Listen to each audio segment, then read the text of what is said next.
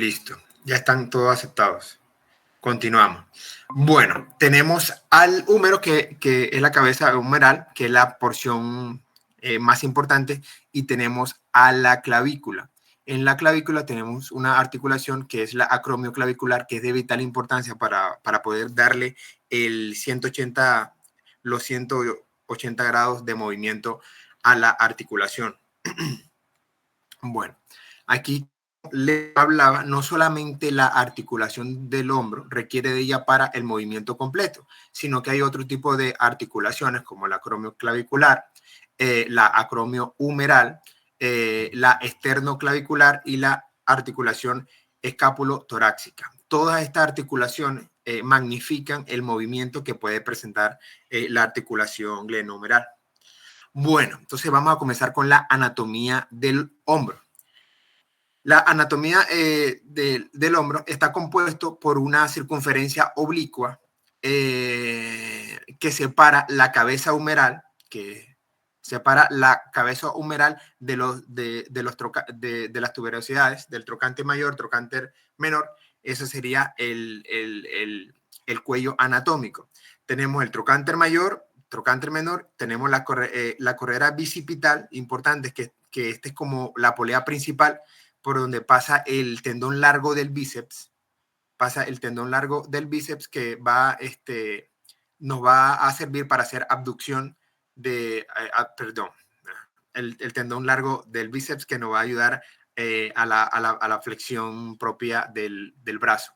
En la imagen que tenemos en la parte superior, en la región superior, en la porción superior, vamos a ver una representación gráfica. Aquí tenemos el trocánter mayor y el trocánter menor. Acá va el tendón largo del bíceps, y aquí hay un ligamento, que es el ligamento transverso, que nos ayuda para evitar que el tendón largo del bíceps se luxe y pierda estabilidad la articulación. Tenemos el cuello quirúrgico. Esto es de vital importancia, se lo digo a los R1, R2, R3, porque cuando uno va a hacer una descripción, uno tiene que describir exactamente, valga la redundancia, al ortopedista exactamente dónde fue la fractura. ¿Y por qué el cuello quirúrgico? Porque gran parte de las fracturas humerales se presentan en esta zona. ¿Y cómo lo puede ver uno? Es exactamente inferior a cuando terminan los trocánteres. Apenas que terminan los trocánteres, ahí uno lo puede definir como el cuello quirúrgico humeral. Y el cuello quirúrgico humeral es una circunferencia en axial que está inmediatamente inferior a las tuberosidades. Bueno, la parte de la glenoide, que es la estructura principal que permite el movimiento de pivoteo de toda la articulación. Entonces, en la figura que vemos al lado derecho es una representación gráfica de todos los componentes que tiene esta glenoide, que es la articulación en sí. Es donde la cabeza humeral está en contacto con la glenoides. Bueno, la característica que tiene, está recubierta por un cartílago hialino y tiene un reborde que está hecho por fibrocartílago. Este fibrocartílago le brinda, sirve como un estabilizador y evita la luxación de la cabeza humeral. Este borde casi siempre se daña cuando hay luxaciones anteriores, porque siempre se daña cuando hay luxaciones anteriores, y para que se creen una imagen mental de las luxaciones, el reborde en la parte superior serían las 12 horas. Aquí serían las 6, aquí serían las 9 y aquí a las 3. La luxación y la lección de este reborde siempre se da alrededor de las 3 a las 5 horas. Aquí siempre se ve afectado. Bueno, y los componentes principales que tiene la glenoide, con la A, pues sería el labro, que es lo que principalmente se ve afectado. La B, que sería el ligamento glenohumeral superior, La C, que sería el ligamento glenohumeral medio, el inferior, el F, que es el tendón largo del bíceps. Es exactamente, está ubicada a las 12 horas y este es el que discurre por la corredera bicipital. Este es el que presenta principal tracción sobre la articulación. Tenemos el G, que es el tendón subescapular. Tenemos el H, que es el del supraespinoso. Importantísimo este, porque se ven en muchas patologías. Le voy a comentar una que es muy común por la alteración del acromio y el ángulo que se genera sobre el mismo. Y tenemos el tendón del redondo menor. Estos son de bastante importancia, pero generan mucha menos fuerza en la articulación. Bueno, aquí es otra representación gráfica de los ligamentos que les mostré anteriormente. En la imagen de la izquierda se ve cómo el tendón largo se mete. El tendón largo es el único intraarticular, tiene una porción intraarticular, sale y se va por la corredera bicipital. Este es importantísimo. Bueno. Aquí era una de las alteraciones que le estaba comentando. En el acromio hay diferentes ángulos que puede presentar el acromio. Entonces, cuando este ángulo se vuelve más agudo, va a hacer que esta zona sea mucho más pequeña. ¿Y qué pasa por aquí? Pasa el músculo supraespinoso. Esa es la fosa supraespinosa.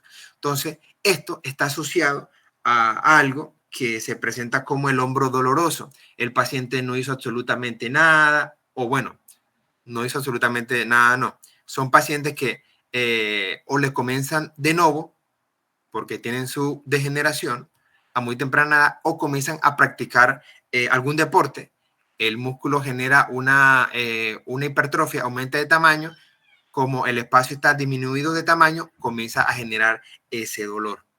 Bueno, aquí hay una representación según una clasificación de Vigliani. El tipo 1, pueden ver que el ángulo es bastante abierto, es hacia arriba. El tipo 2 se va cerrando un poco, pero ya el tipo 3, si ven que el ángulo ya está presionando el supraespinoso. Este sería el supraespinoso, este sería el deltoides. Bueno, lo voy a explicar después. Y metieron una diferenciación que el acromio, en vez de ir hacia abajo, va hacia arriba, pero el más sintomático es la tipo 3 y lo vamos a ver muy comúnmente en nuestro trabajo diario. Bueno, importantísimo, la coracoides. La coracoides está asociada a la escápula y es de vital importancia porque cuando hay procesos traumáticos, esta se puede afectar, se puede fracturar. Y por la cercanía del componente neurovascular puede generar una lesión del paquete neurovascular y es de vital importancia para diagnosticar tanto en radiografía como en tomografía sería Bueno, los ligamentos. Estos ligamentos, muchos de estos son las terminaciones finales que puede presentar los músculos. Entonces vemos entre el acromio y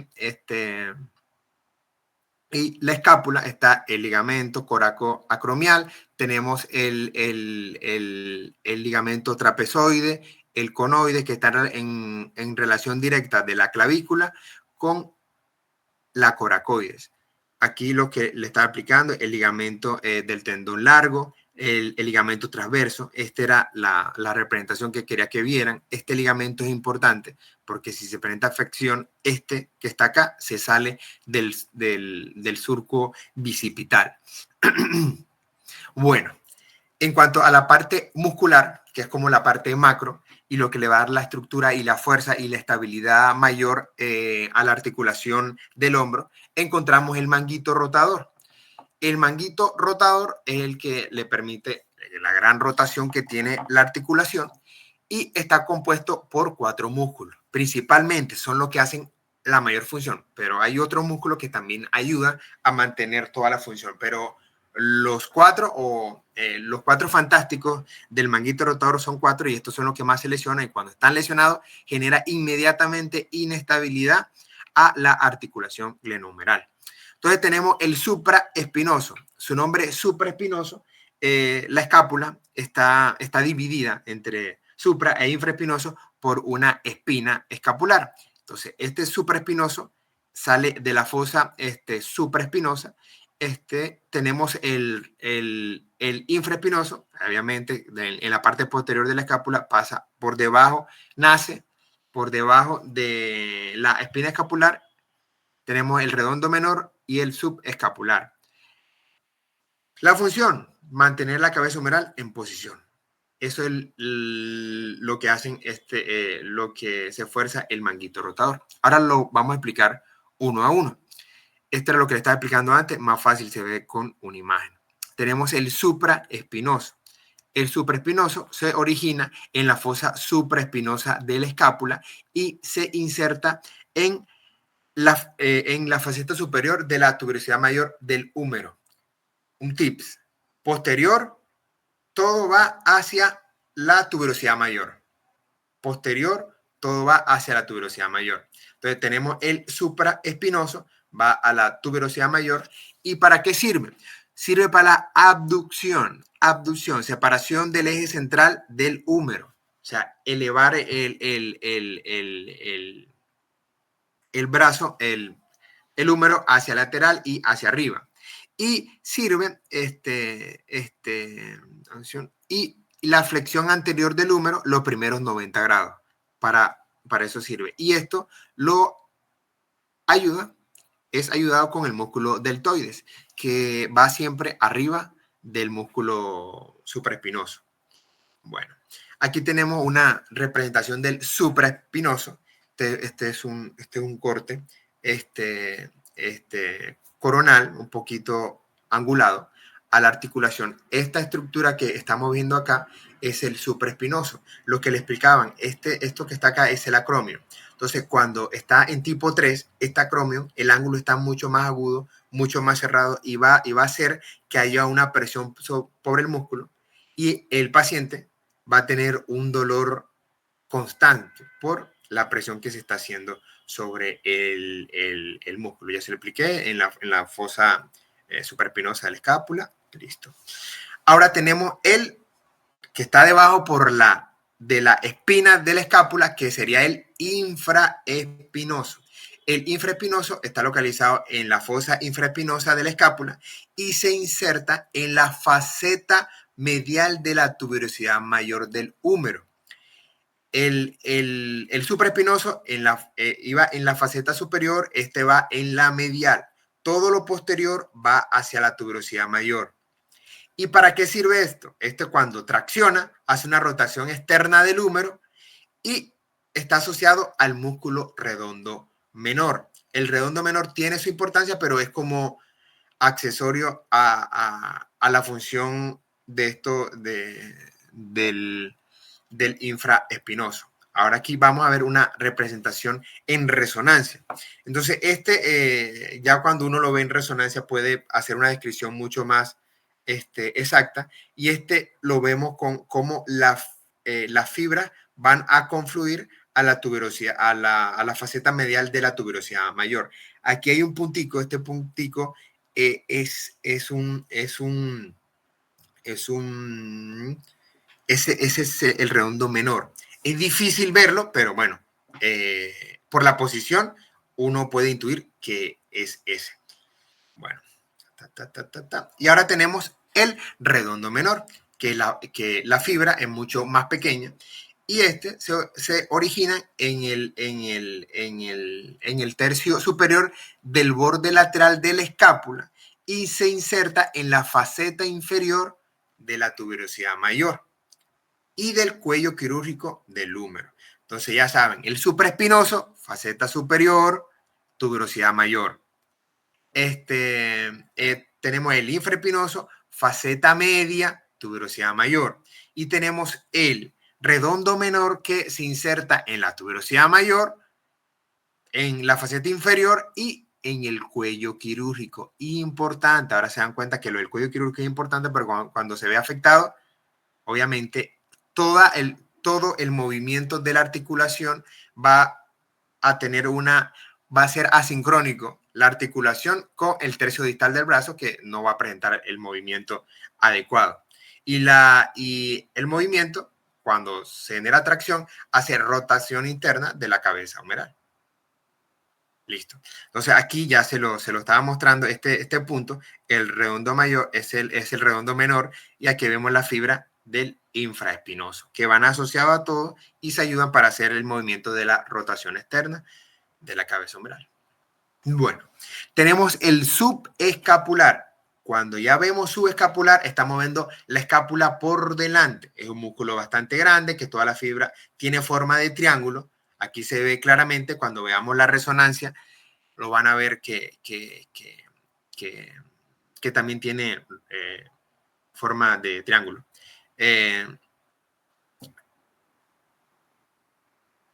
Listo.